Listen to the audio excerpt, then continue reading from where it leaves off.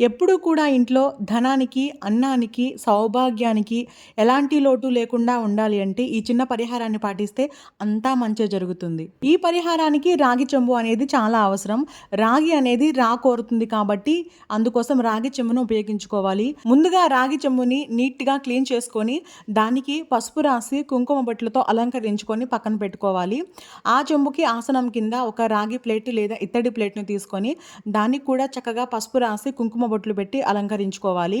చక్కగా ఈ ప్లేట్ పైన ఆ రాగి చెంబు అనేది పెట్టి మనము ఇంట్లోకి ఫస్ట్ ధాన్యాన్ని లేదా రైస్ ప్యాకెట్‌ని తీసుకువస్తాం కదా! అది ఓపెన్ చేసి ముందుగా కొద్దిగా బియ్యాన్ని తీసుకొని ఈ రాగి చెంబులో పోసి దానిపైన కొంత అమౌంట్ అలానే ఒక రూ. 1 కాయిన్ పెట్టి పసుపు కొమ్ముకి చక్కగా పసుపు రాసి కుంకుమ బొట్లు పెట్టి ఒక రోజంతా పూజ గదిలో ఉండే విధంగా చక్కగా పూజించుకుంటే ఆ ఇంట్లో ఎప్పటికీ కూడా ధనానికి అలానే అన్నానికి ఇంకా సౌభాగ్యానికి ఏ లోటు ఉండదు.